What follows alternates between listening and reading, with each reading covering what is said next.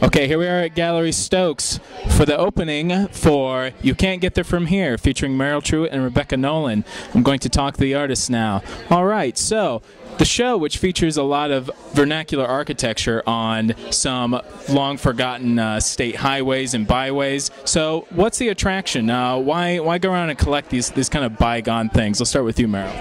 Okay, I'm really interested in vernacular architecture, as you mentioned, because it's really the individuals who build these structures, and it's really not about your homogenized Miracle Mile type architecture. It's really about what gives this part of the world its character. Yeah, great. Rebecca, how about you? I started this work in 1999 in the Midwest, and I'm really naturally drawn to a certain economic structure, and when I came to the South, it would all just fit in, and I'm drawn to the character of a region, the character of a place, which came first, the chicken or the egg, the people, the environment, which influences which more.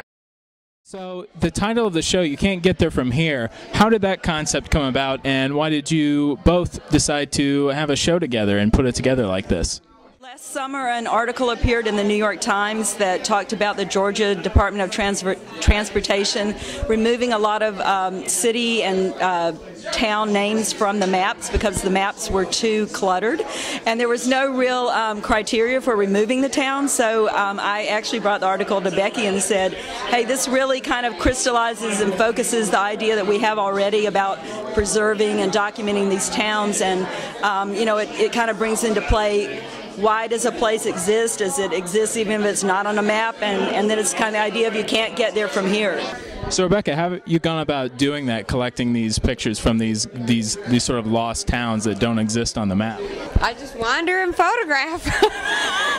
Do you have a map that you use, or do you just wander down? I'm also obsessed with maps. I've been obsessed with maps actually for quite a long time, and what really is a place, the people that make the place, or that some other entity that's a code system makes the place. Fascinating. So one other thing, the style that you both photograph in, Meryl, you tend to focusing right on the object and getting really close and getting all of that detail. And Rebecca, you include some of the visual context that survives at the side, so like maybe a road or like another, other restaurants or things, or other signage that comes in. So can you talk about that difference in how you go about photographing? I'll start with you, Meryl.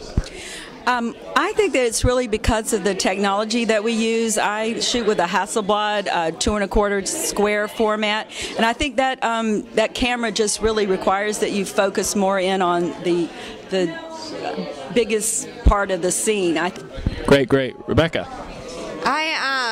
When I get to somewhere, I always think that I'm going to photograph kind of like Meryl does, but I end up backing up because I want all these different elements that are inclusive in the photograph that then talk about the evidence of who was there, in the past, and the things that may be happening in the future. And I tend to be more interested in things that are being used, that they aren't just, discarded.